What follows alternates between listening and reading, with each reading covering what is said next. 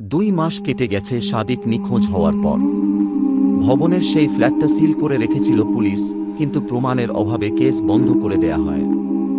এমন সময় শহরে আসে অনিন্দিতা, একজন ফ্রিল্যান্স সাংবাদিক যারা অদ্ভুত রহস্যজনক কেস নিয়ে কাজ করে। অনিন্দিতা শুনেছিল এই ভবনের 3 নম্বর ফ্ল্যাটে কিছু একটা অস্বাভাবিক ঘটেছে। লোকজন বলে সেখান থেকে মাঝরাতে কান্নার আওয়াজ আসে আর জানালায় মাঝে মাঝে ছায়া নড়াচড়া করে। অনিন্দিতা প্রমাণ পাওয়ার আশায় মালিকের কাছ থেকে চাবি নিয়ে এক রাতে সেই ফ্ল্যাটে ঢোকে। আমি ভয় পাই না, সে নিজের ক্যামেরা সেট করতে করতে বলে, ভৌতিক কিছু নেই, সব মানুষের মানসিক বিভ্রম।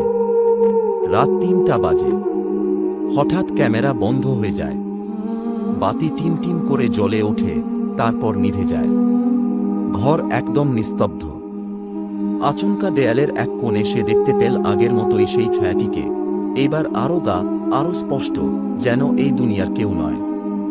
ছায়াটি ধীরে ধীরে এগিয়ে এসে বলে, তুই আমার নাম জানিস না, কিন্তু তুই আমায় ডাকিস। তোর সাহস হয়েছে ফিরে আসার। অনিন্দিতা আতঙ্কে পেছনে সরতে সরতে দেয়ালে ধাক্কা খায়।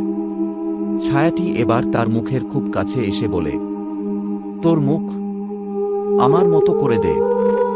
এক চিৎকারে রাত ফাটে। পরদিন ভবনের দারোয়ান পুলিশ ডাকে। 3 নম্বর ফ্ল্যাটে গিয়ে দেখে ঘর খালি, শুধু মেঝেতে একটা ভাঙা ক্যামেরা আর দেয়ালে আঁকা এক নতুন ছায়াচিত্র, একটা মেয়ের মুখ যার চোখ দুটি পুরো কালো, ফাঁপা।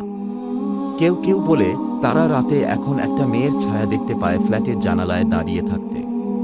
চুলগুলো মুখ ঢেকে রাখা, আর সে ফিসফিস করে বলছে, 3টা মানে আবার শুরু।